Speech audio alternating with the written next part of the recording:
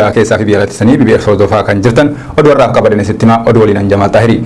Balaa konkolaataa suukaneessaa godina Shawaa Kaabaa aanaa Dagamitti mudateen haadhaa fi ijoollee ishee 4 dabalatee namoonni 13 lubbuu dhabuun himame.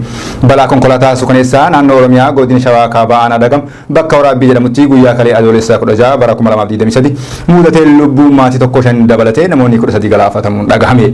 Balaa suukaneessaa kanaaf ka'umsa kan ta'e konkolaataa fe'umsaa Finfinnee irraa gara Bahar Dar imalaa ture ta'uu BBC'n Afaan Oromoo poolisii aanaa Dagam irraa odeeffateeti jira. Ka'umsa balaa suukaneessaa kanas konkolaataan xaa'oo kuntaala 500 fe'ee daandii irraan gadee ta'etti of eeggannoo malee ariitiin konkolaachaa tureen konkolaataa uummataa lama erga rukutee booda konkolaataa balaan qaqqabee sadaffaa guutumaan irra bahu Inspektar Shimalis Booressa BBC Afaan Oromootti himaniiti jiru. Balaa kanaan haati tokko ijoollee ishee 4 waliin lubbuu dhabdeeti jirti. Barsiistuu Asmaree Gosoomaa kan jedhamtu maatii ishee gaafachuuf Finfinnee irraa gara Shawaa Kaabaa magaalaa Qarree Gohaa imalaa osoo jirtu ijoollee ishee 4 dabalatee balaa kanaan lubbuu dhabdeeti jirti. Namoota battalatti lubbuun isaanii darbee 13 alattis namoonni 3 miidhaa qaamaa cimaaf saaxilamuun hospitaala Kuyyuutti yaalamaa jiraachuu himame.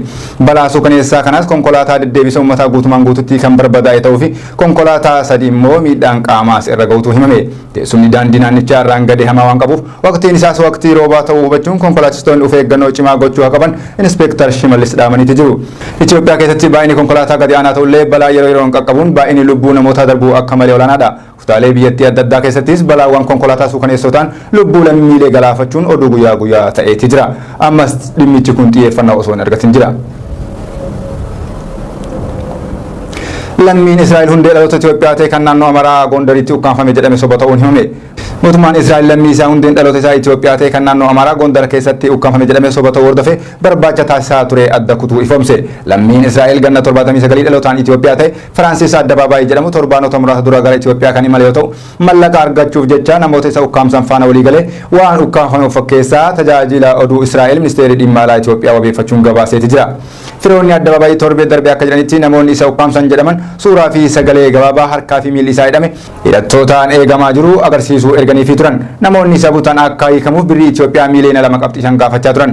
Lammiin Israa'el kun egaa sagalee maatii isaatiif ergeen na gargaaraa bosona keessatti ukkaanfameetii jira. Roobaa fi qorraan adabamaa jira. Wanti narra ga'e diina koofillee hin hawwu jechuun miidhamaa of fakkeessaa tureetii jira. Kanuma hordofuun Interpoolii fi humnoonni nageenya naannichaas akka lakkifamuuf yaalii taasisaa turuu eraniiti jiru.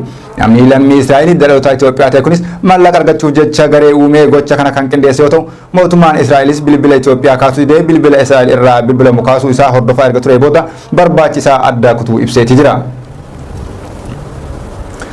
Sinadoosiin mana amantaa Ortodoksii Tawaahidoo Itoophiyaa guyyaa kalee abbootii haaraa 9 muuduu wal qabatee mormiin mudate. Sinadoosiin mana amantaa Ortodoksii Itoophiyaa osoo sinadoosiiwwan naannoleetiif waliin galin dureewwan amantaa 9 muuduu wal qabatee sinadoosii naannolee irraa mormiin mudate.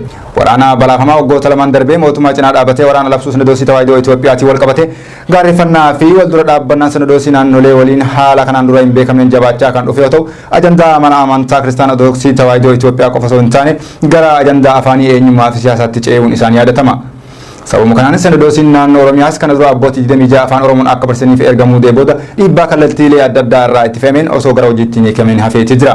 Marsaa kanaanis naannoo Tigraay dabalatee wal gaarreeffannaan waggootaaf ture bifa jaarsummaatiin akka furamuuf yaaliin taasifamaa ture fashalaa'eeti jira.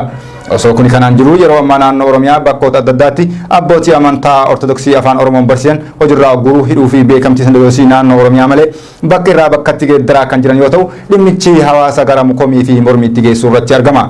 Muudamnii fi uggurrii sinadoosii Tawaahidoo Itoophiyaa kunis fedhii qeenxee malee fedhii sabootaa giddu galeessa kan godhate miti kan jedhan sinadoosiiwwan naannolee biyyattii yeroo sinadoosiin biyyattii akka barbaadetti muudama haaraa gaggeessuuf yaalaa jirutti naannoo Tigraay uummattoota kibbaa fi Oromiyaas dursitoota keenyaan malee fedhii gareetiin hin bitamne jechuun falmii taasisuu irratti argamu. Itoophiyaatti duulli guyyaa tokkotti biqiltuu miiliyoona 500 dhaabuu gaggeeffamuu irratti argama. Guyyaa har'aa jechuun adoolessa 17 bara 2023 Itoophiyaatti duulli guyyaa tokkotti biqiltuu miiliyoona 500 dhaabuu guutuu biyyattiitti gaggeeffamaatii jira. Sochiin kunis ganama sa'aatii 12 irraa kaasee hanga galgala sa'aatii 12tti gaggeeffama jedhame. Duulli kun yeroo sadarkaa addunyaatti sababa jijjiirama qilleensaan ho'i akkaan dabalee jirutti gaggeeffamaatii jira. Akka lakkoofsa Itoophiyaatti bara 2011 guyyatti biqiltuun miiliyoona 350 dhaabamuu aangoonni Itoophiyaa ibsaatii turan. Gabaasni kun garuu qaama walaba ta'een hin mirkanoofne. Duula kanaanis guutuu biyyattiitti biqiltuuwwan nyaata namaa fi beelladoota dhaabamaa kan oolan yoo ta'u sochii kanaanis biyyattii riikaardii bara 2016 biyya Hindiitiin qabameen cabsaa jettee dhaadachuu irratti argamti. Biyya Afrikaa Itoophiyaan jalqaba jaarraa 20ffaatti uwwisa bosonaan parsantii 35 irra kan turte yoo ta'u bara 2002tti ammoo gara parsantii 4 gadi xiqqaatu dhaabbanni mootummoota gamtoomanii qorannoo gaggeessee mirkaneeffadheetii jira jedha. Oduu biyya alaa fi xumuraatiin kutaawwan Ameerikaa fi kaaba Awurooppaa keessatti ho'i akkaan yaaddeessaa ta'e galmaa'uun himame. Kutaalee Ameerikaa fi kaaba Awurooppaatti ho'i ulfaataan jireenya lammiilee jeeqee galmaa'uun ibsame. Akka qorannoon haala qilleensaa ibsatti Xaaliyaan, Ispeenii fi Giriikitti guyyoota muraasa darbaniif teempireechara ho'aan galmaa'ee yaaddoo lubbuu lammiilee ta'uun ibsameetii jira. Marsaa kanaanis ho'i digirii seentigireedii 40 hanga 48 galmaa'uutu gabaafame. Kanumaan wal qabatee kutaalee Ameerikaa muraasa namoota miliyoona 113 qaban keessatti akeekkachiisni of eeggannoo darbeetii jira. Ministeerri fayyaa Xaaliyaanis roobni dabalatee lammiilee magaalota 16 keessa jiraataniif akeekkachiisni of eeggannoo akka darbe ifoomsan. Ho'i digirii seentigireedii 40 ol galmaa'ee jalqabe kun torbaan dhufuusaa akka itti fufu ibsame. Jiraattonni magaalota Xaaliyaanii hundi ganama sa'aatii 5 hanga sa'aatii 12tti gara alaa akka hin baafne akeekkachiifaman. Odulaawwan Kaanaarii Ispeen keessatti argamutti immoo abiddi gaafa sanbataa ka'ee uummata 1000 irraa buqqise bosona hektaaraa 4500 ta'u immoo mancaasutu ibsame. Yeroo ammas tajaajilli ambulaansii bakkaa bakkatti socho'u biyyoota yakkaan dabale keessatti hojiirra ooluu fi ogeeyyoonni fayyaa bobbaafamanii jiru. Sababa haala teempireechara ho'aa akkaan ol ka'eetiif yeroo ammaa biyya turistoota baay'ee keessummeessuun beekamtu Giriik dabalatee bakkeewwan turistootaaf oolan hedduun kaaba Awurooppaa fi kutaalee Ameerikaa keessatti.